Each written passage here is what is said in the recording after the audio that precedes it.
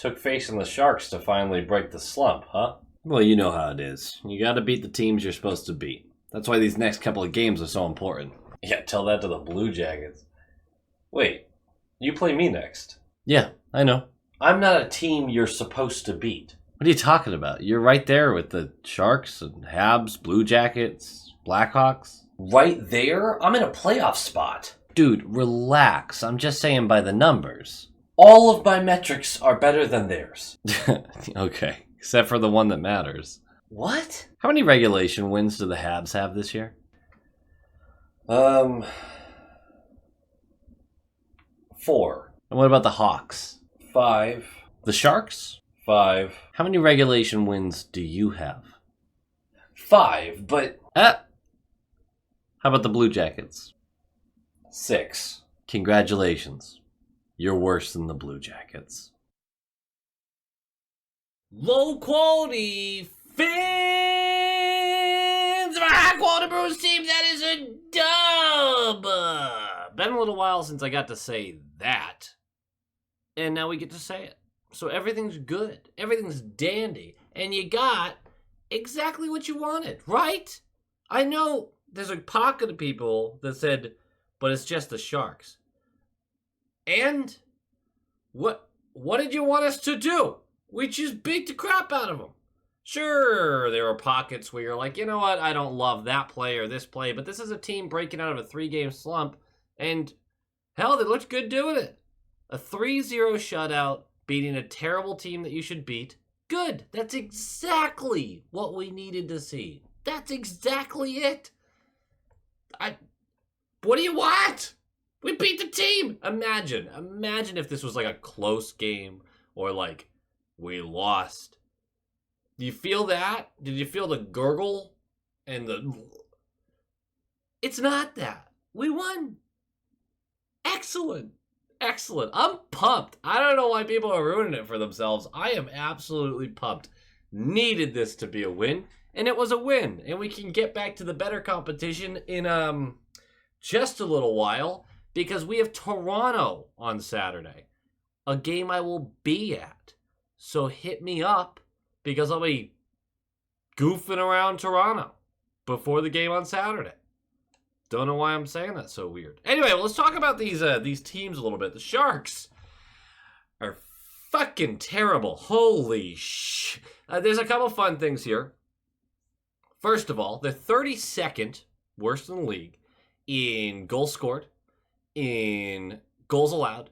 They have the 3rd worst penalty kill percentage in the league, but they have a top 19 power play. Very specific number because they're 19th, but still, that's not 31st, 32nd. That's an actual league power play. Good for them. We played them over a month ago to a 3-1 win. The goaltending numbers are pretty grisly over there. Blackwood being above 900 though, even just by the .002 that he is or was. He should be very proud of that. Is. He should be proud of that. Because that team's butt cheeks. Kakinen, 889. That feels more on par with what we would have expected from both these goaltenders. Blackwood's going to get the start, and he's going to basically maintain that level of play. The team's butt cheeks. We know this. But there's a stat that I stumbled upon during my own research. Not I saw a tweet. No, I was looking up numbers. I found this.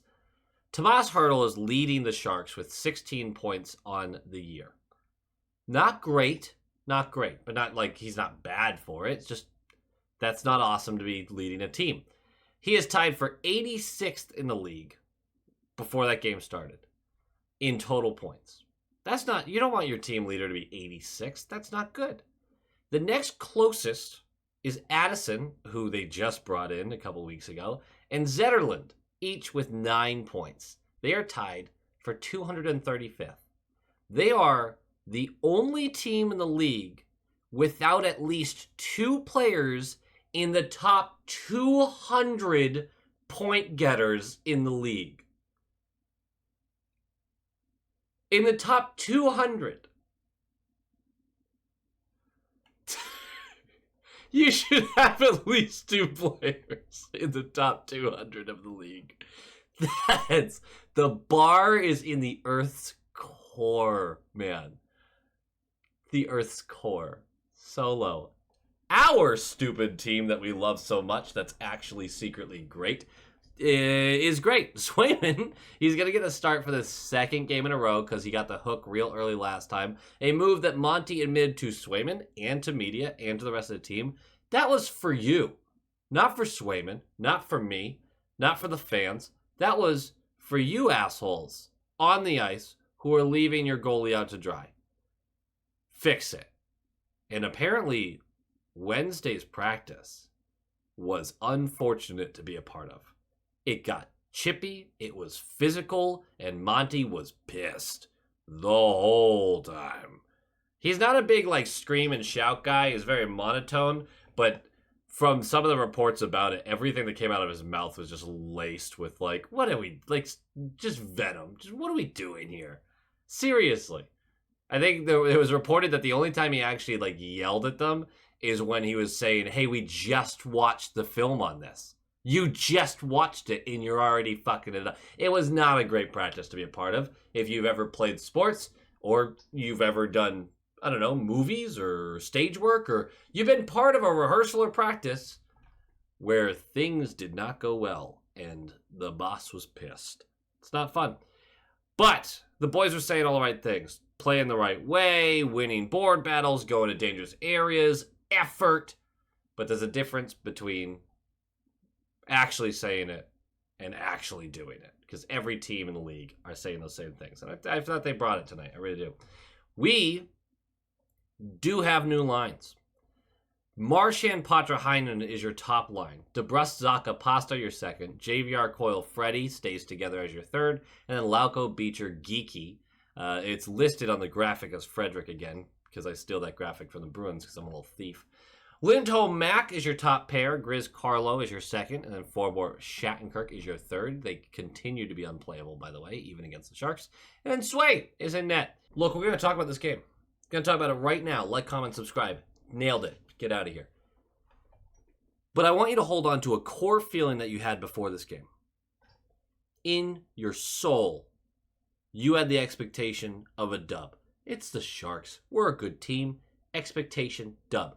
I just want you to remind yourself, expectations are for winners. You believe in this team. This team is full of winners. That's why we get to have expectations. This team's a good team. Too many people are robbing themselves right now of the fact this team's a good team. Why bother doubting? Because that's not fun at all. Expectations are for winners. We're winners. Do you even understand what I'm trying to say? Probably not, because I barely do. Let's talk about this game. Puck drops! First period was not a lot. It was not a lot. There was, first 5 minutes, the boys are fighting it. Tightly gripping those sticks. Indecisive when coming out of the zone, leading to turnovers in our zone. Indecisive in the neutral zone, leading to turnovers in the neutral zone. Indecisive in the offensive zone, turning it over in the offensive zone. It is not pretty through the first 5. But you're watching these new lines and the efforts there. Everyone's sprinting. And you're going, okay, all right. And you're seeing the things, Patra and Marchand connecting. Heinen comes in, nice forecheck to win the puck back. You're watching the second line, and DeBrusque sees Pasternak, and it's tape to tape this time. And then Pasta is actually keeping up with DeBrusque.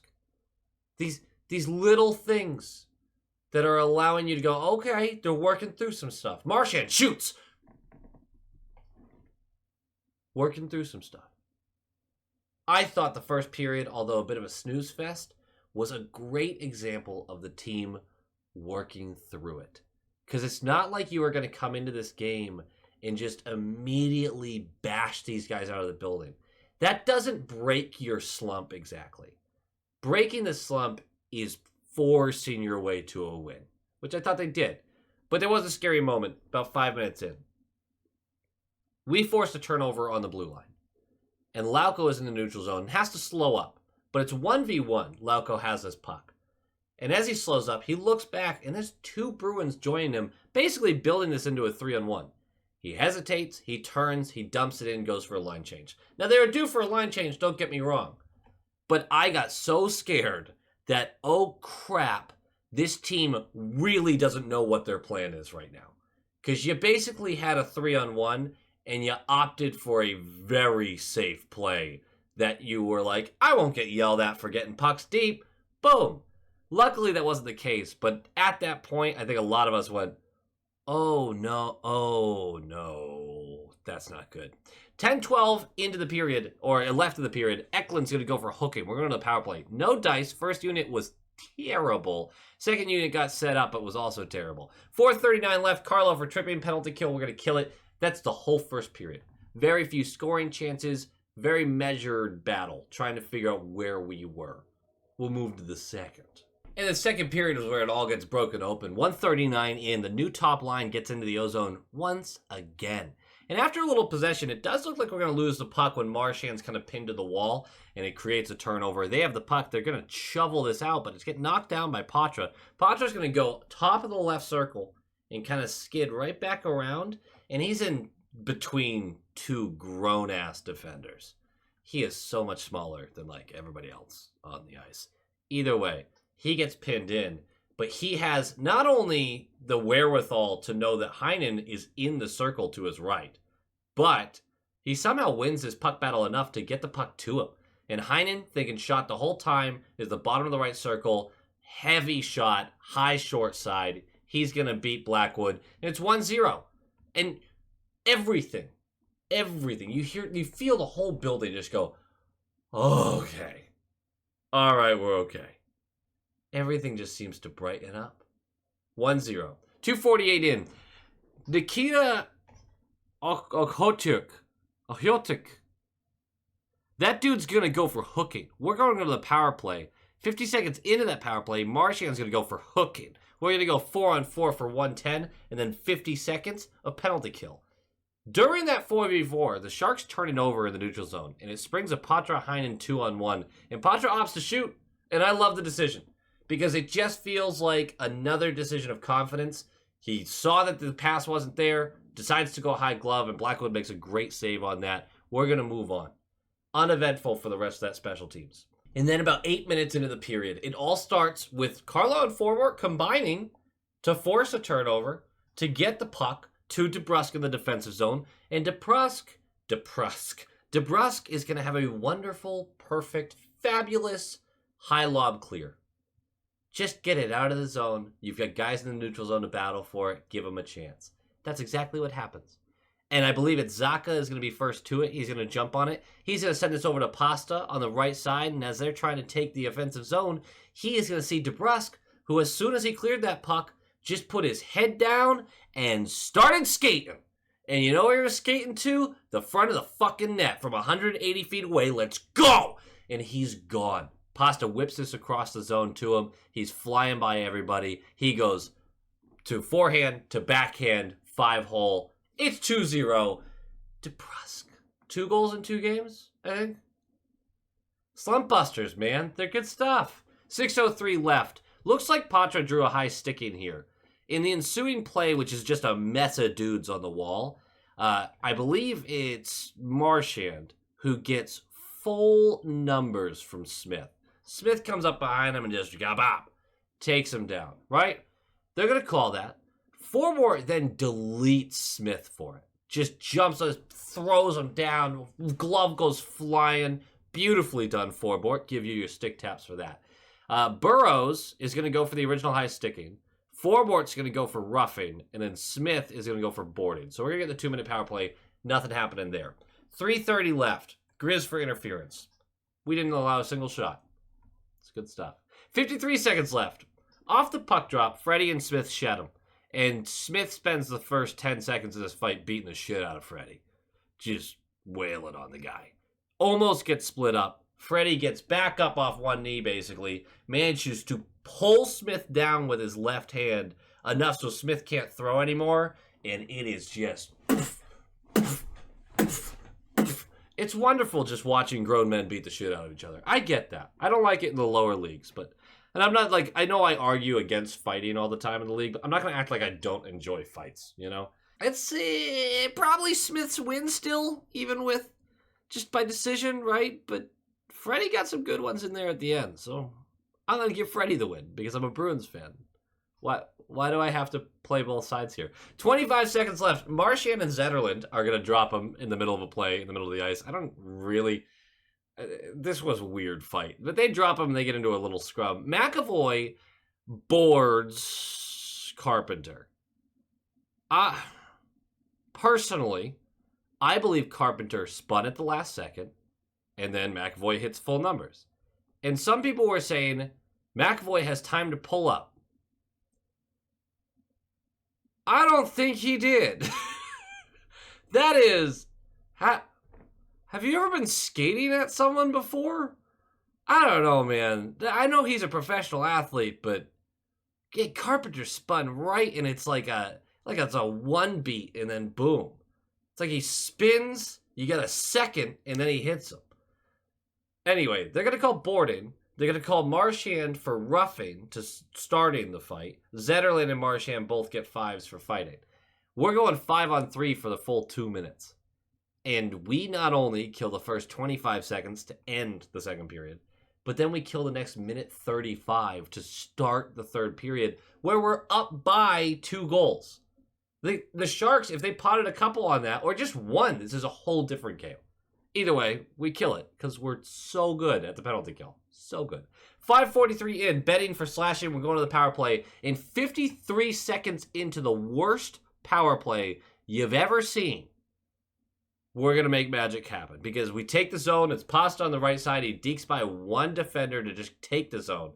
And he sees Zacha going to the front of the net. And I feel like that was the name of the game with this one, right? Just everyone's just got eyes to the net.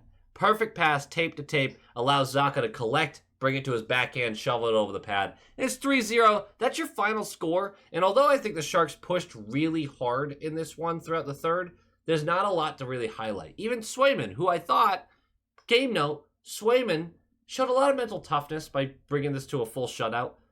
He wasn't challenged a lot. You can't really argue that he had a difficult job getting this shutout. One of the easier shutouts he would have gotten in his career, I'd say. Either way, though, there were a couple big stops. And after, I don't know, a pretty frustrating game where you get pulled after 2, one of them you really wanted back, this was a mental toughness game. And I'm going to give him a lot of credit for that. The top 6 that got scrambled around. Marchand looks way better without Pasta. And although there's still moments where he's over-facilitating, I thought a couple of the shots that he took, a couple of decisions he made, I thought he was really playing his game. I really want that Patra line. Heinen played really well. There's no reason for me to say this outside of like his history. If I ignore everything before and just go off this season, yeah, Heinen on that line makes total sense. And he played well tonight. I would love an upgrade over Heinen on that line. I would love one. We're not there yet, but I would love one. Heinen's been playing well. It's a history thing. That's all it is. Either way, thought Marchand and Patra were putting things together. Patra's line dominated. Natural Stat Trick has them listed as like an 82% expected goals percentage. They were all over the Sharks. And yes, I know it's the Sharks. But still, that's what you wanted to see. Pasta and DeBrus seem to be working well together. Really okay with keeping that split for now. Really okay with that. And other than that, the third pair is still unplayable. My God, they are holy shit.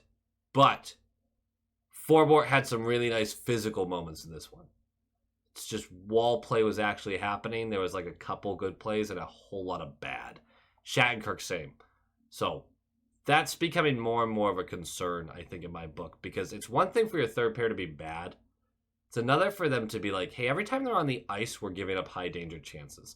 Not really what happened tonight, but third pair, struggling. Other than that, though, JVR deserves a shout out because he just quietly continues to be great.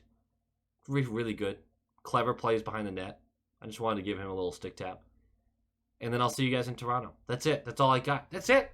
Go Bees. Go Bees! Thank you for watching, guys, and once again, a shout out to our top line tier members, Aaron, Darren Woodbury, Micro Sausage, Breathe In, Breathe Out, Brett Arney, Pincent, The Atomic Lizard, Bradley Johnson, Aaron Adams, Justin Barnard, and Nick Citrullo. And of course, a huge shout out to our all-star tier members. Jason Ozzy Bruin, Thupton Ditashi, Jonathan Harvey, DeKingery, The Only Newts, A Tasty Snack, Joel, Jacob Pratt, Dutes42, and Jeremy. You guys are absolute studs, and I appreciate every single one of you.